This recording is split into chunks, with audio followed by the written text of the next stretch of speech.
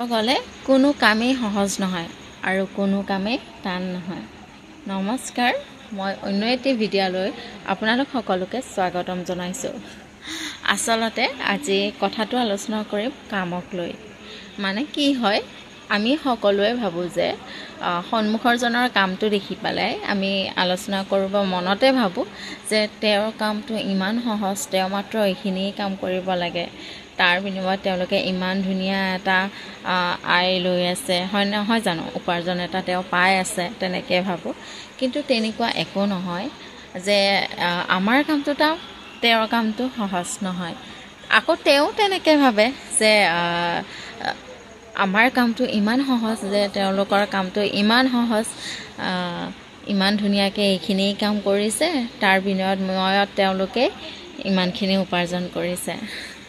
কাৰো কামেই ইমান সহজ নহয় আৰু কাৰো কামেই আমি ইমান টান নহয়। আমি কোনো বিষয়ত ঘপককৈ ইমান কৈ দিয়াটো উচিত নহয় যে তেওঁ ইমানখিনি কৰে, গতিকে তেওঁ বহুত ভাল, তেওঁৰ কামটো ইমান ইজি, তাৰপিছতো তেওঁ এইবিলাক এক্সকিউজ কৰে।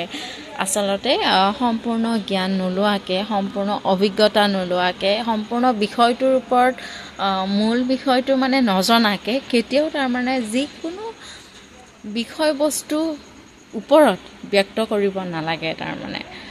সেইটো নিজৰ অভিজ্ঞতাৰ পৰাই খোৱা যায়। আৰু আপোনালোকে সকলোৱে নিজে চিন্তা কৰি চাব, আপোনালোক সকলোৱে এইটোৱে ভাবিব। কাৰণ কি হয়, আমি সন্মুখৰজনক ভাবোঁ যে ইমান ধুনীয়াকৈ আছে, তাইৰ ইমান কামটো ভাল, আমি যদি তেনেকুৱা কাম কৰিব পৰা হ'লে, আমাৰ কামবোৰ ইমান কষ্ট, সেইবোৰ ভাবি কি হয়, নিজৰ মনটোকহে কষ্ট দিয়া হয় আৰু নিজৰ মনটোত এটা বেয়া মনোভাৱ গঢ় লোৱা হয়। গতিকে সেইবোৰ কথা চিন্তা কৰিব নালাগে। আমি সকলো কামেই টান, সকলো কামেই সহজ বুলি ভাবি পেলাই যিটো কাম কৰা যায়, সেই কামটো নিয়াৰিকৈ যদি পালন কৰা যায়, ভালদৰে যদি কৰি লোৱা যায়, তেতিয়াহ'লে সেই কামটো সহজ হৈ পৰে। আচলতে কোনো কাম টান নহয়, অভ্যাসৰ ওপৰত নিৰ্ভৰ কৰে।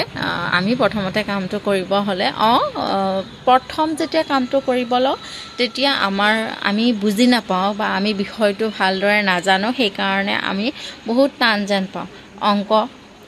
অংকটো আমি বহুত বেয়া পাওঁ, নহয় জানো, প্ৰায়ে বেয়া পাওঁ। কাৰণ কিয়, আমি বহুত টান বুলি ভাবোঁ। অংকৰ মূল বিষয়বস্তু হৈছে নেওতাখন যেতিয়া ভালদৰে মুখস্থ কৰা যায় বা ভালদৰে জনা যায়, তাৰপিছত যিটো আমি সূত্ৰ অনুযায়ী অংকটো বুজি লওঁ, সেইটো আমি যদি সময়ে সময়ে সদায় যদি আমি অনুশোচনা কৰোঁ, তেতিয়াহ'লে সেইটো কেতিয়াও ভুল নহয়। সেইটো আমাৰ সদায় চিৰস্থায়ী হৈ ৰৈ যায়। অভ্যাসৰ ফলত সেইটো আমাৰ কাৰণে বহুত সহজ হৈ পৰে। তেনেকুৱা আন এটা দিলে এইটো বহুত সহজ, আমি পাৰিমেই, তেনেকুৱা হয়। কামো তেনেকুৱাই হয়। আমি সদায় অনুকৰণ কৰি পেলাই আমি কামটো বুজি লৈ পেলাই কৰি গ'লে সেই কামবোৰো আমাৰ কাৰণে সহজ হৈ পৰিব। সেইকাৰণে ঘপককৈ যিকোনো বিষয়ৰ ওপৰত কাৰোবাৰ ওপৰত তেনেকৈ ব্যক্ত কৰাটো উচিত নহয়। ধন্যবাদ।